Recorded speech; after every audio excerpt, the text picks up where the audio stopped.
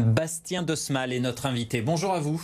Bonjour. Merci d'être avec nous sur BFM Lyon. Vous êtes chef de district de la Vallée du Rhône pour Vinci Autoroute et avec nous pour parler de ce nouveau chassé-croisé, un nouveau week-end très chargé sur les routes. Est-ce qu'on sait combien de véhicules il y a en circulation ce week-end dans le secteur de Vinci Autoroute pour la région Auvergne-Rhône-Alpes ? Oui, on est environ entre 70 et 80 000 véhicules dans le sens des départs, donc en direction de Marseille pour les journées d'aujourd'hui, de demain et également celles de dimanche. Et on a autant de véhicules qui sont attendus dans le sens des retours en direction de Lyon. Dans les deux sens, donc ça fait 120 000, 130 000, jusqu'à 160 000, 160 000 véhicules. C'est beaucoup plus que d'habitude ? C'est beaucoup plus que d'habitude. On est sur des chiffres habituellement 3 à 4 fois inférieurs à ces chiffres-là. D'accord. Pour ce qui est de la vallée du Rhône, il n'y a rien à faire, ça va coincer sur l'axe Lyon-Orange. C'est l'entonnoir, c'est sûr que ça va être très difficile ce week-end. C'est un week-end qui va être en effet particulièrement chargé. Les clients ne vont pas être seuls sur la route et il va y avoir nécessairement des ralentissements. Alors on va mettre des mesures en place qui est la régulation de trafic. En fait, on va diminuer la vitesse à 110 km/h pour éviter en fait les phénomènes de changement de fil, de dépassement, et ça va avoir pour effet de ralentir l'apparition des bouchons, mais il y aura en effet des ralentissements à prévoir sur ce week-end dans la vallée du Rhône. Limité à 110 au lieu de 130, sur quel tronçon ? Alors sur le tronçon qui est compris à peu près entre Lyon et Marseille, on retrouvera ces régulations de trafic sur l'intégralité de la section. Il faut bien forcément s'y conformer et ça va éviter les phénomènes d'accordéon et de ralentissement. Voilà, parce que c'est rouler vite et faire des coups de frein, c'est ça qui provoque les bouchons. Donc vaut mieux rouler plus lentement à une vitesse plus régulière. C'est tout à fait ça. Qu'est-ce qu'on peut conseiller aux automobilistes pour éviter le gros des bouchons, j'allais dire ? Faut partir très tôt, faut rouler la nuit, faut faire quoi ? Alors, il y a en effet la possibilité, pour ceux qui le peuvent, de différer le départ, soit partir un peu plus tôt, soit partir un peu plus tard, soit complètement changer de jour. Un départ lundi provoquera forcément moins de difficultés qu'un départ ce week-end. Après, il y a des mesures qui vont être mises en place en lien avec les autorités, y compris pour délester l'autoroute si jamais les congestions étaient trop fortes. C'est-à-dire, on pourrait avoir des déviations ? C'est ça, des déviations qui sont mises en œuvre en lien avec les autorités. Pour ça, Ça arrive régulièrement lors des chassés-croisés ? Ça peut arriver, notamment en cas de difficulté. Si jamais il y a un accident ou un événement particulier, il y a des mesures de délestage ou de contournement qui sont prévues. C'est une période que vous, Vinci Autoroute, vous redoutez, ces chassés-croisés, d'avoir autant de véhicules, autant de monde sur les routes, sur une courte période comme ça. C'est difficile à gérer ? Alors, on ne la redoute pas parce qu'on y est bien préparé. Tous les ans, on y est confronté. Tous les ans, on renforce sur ces périodes-là les effectifs à la fois d'hommes et de femmes en jaune sur le terrain, à la fois les opérateurs dans les PC sécurité qui sont nos tours de contrôle, les équipes de dépannage également sont renforcées, les astreintes, histoire de maintenir une réactivité identique sur le terrain qu'en temps normal.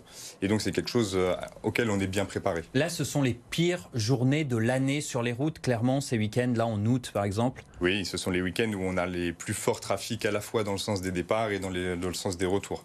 Ce week-end-ci, le week-end précédent aussi était un très gros week-end de chassés-croisés. Alors évidemment, quand on fait un long trajet, il faut se préparer. Quelles sont les règles fondamentales à respecter quand on est automobiliste, vacancier, qu'on prend la voiture, qu'on prend le volant ? Les règles à respecter pour les longs trajets, j'allais dire à la fois en amont et pendant le trajet. Alors, en amont, comme vous le dites, préparer son voyage, c'est bien préparer aussi son véhicule. Donc c'est s'assurer que les entretiens du véhicule sont faits, que les niveaux sont faits, que la pression des pneumatiques est bonne, que les pneumatiques sont en bon état. C'est embarquer avec soi de l'eau, d'embarquer avec soi aussi par exemple des jeux ou de la lecture pour les enfants. Après, c'est lors de son trajet, faire une pause très régulièrement. La somnolence, c'est le plus gros facteur d'accident sur autoroute. Donc faire des pauses qui est recommandé, c'est à peu près toutes les 2 heures. On s'arrête sur une aire de service ou de repos. On a des équipes qui sont là pour accueillir les clients, des équipes Aussi Vinci Autoroute sur des sites un peu particuliers dans le cadre d'étapes estivales. Ce qui est aussi recommandé, c'est de garder ses distances de sécurité, y compris lorsqu'il y a des ralentissements. On observe souvent ce qu'on appelle les touche-touche, deux véhicules qui se tapent dedans parce que la circulation est en accordéon. C'est important de rester très vigilant à la route, de ne pas utiliser de distracteurs, téléphone portable, tablette. C'est aussi une grosse cause d'accident. Tout ça, on voit que ces comportements, ces règles ne sont pas forcément respectées. On le voit dans le baromètre révélé par la Fondation Vinci, c'était au printemps.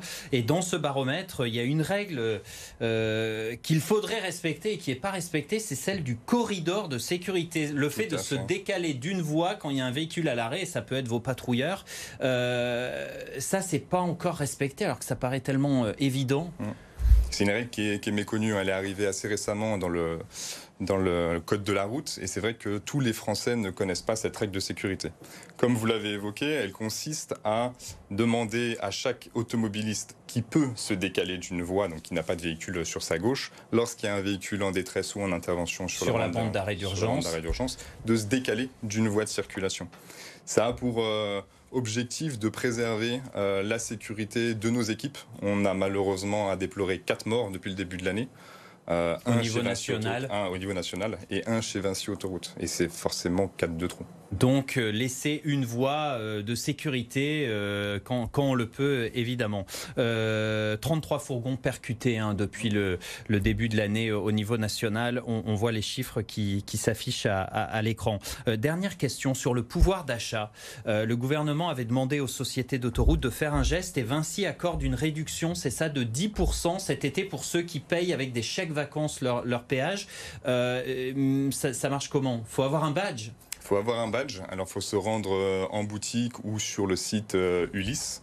Et en fait, vous avez la possibilité, par le biais de chèques vacances, dans la limite de 250 € de chèques vacances, d'avoir une réduction de 10%.